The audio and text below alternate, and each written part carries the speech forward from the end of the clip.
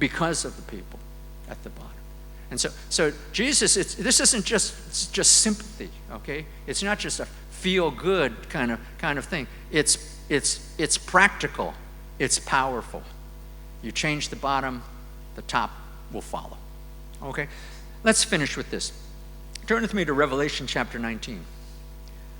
Here we're given a glimpse into heaven.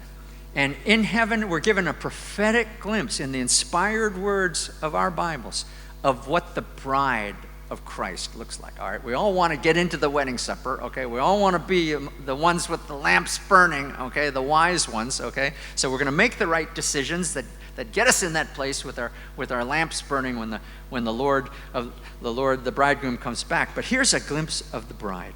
All right. Verse 6, this is Revelation 19:6.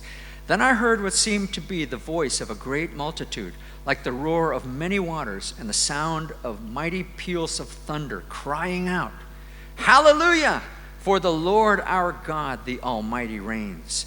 Let us rejoice and exult and give him the glory, for the marriage of the Lamb has come, and the bride has made herself ready. It was granted her to clothe herself with fine linen, bright and pure, for the fine linen is the righteous works of the saints. Not the righteous theology, not the admirable beliefs, okay? The fine linen that clothes the bride, that makes her shimmer with the beauty of heaven, okay? It's the righteous things we did. We did. The good works that we did while we were here on this earth. That's what makes the bride beautiful. That's what attracts the bridegroom, okay? That's what makes that wedding supper so glorious. And that's why there's so much emphasis on behavior and doing the right thing. We need to get this back into focus. We start out with correct beliefs. You've got to have correct beliefs, but your correct beliefs need to lead you to correct actions. We get this together, I'm telling you, the power comes back in the car, all right? All right? We get this, there's a reaction that takes place, okay, when you get faith and works together in the proper alignment, okay? And the movement that we're a part of, it surges forward again. And along the way, many people believe what we believe. And even if they don't believe what we believe, we gain their respect. The way it is now, it's moving in the opposite direction. We really need to re-engineer. We need to get this back in proportion and be a part of this glorious bride. Let's pray.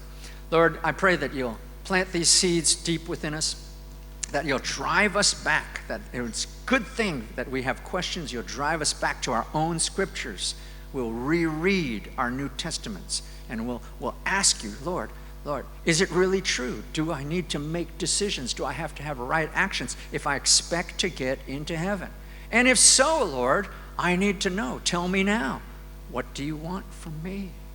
What right action should come forth from my life that will give me the confidence to know that I'm among the bride, the virgins that are waiting for the bridegroom, and my lamp is lit.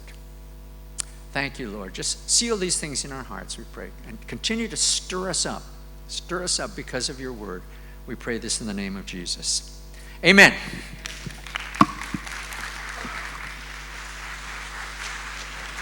All right.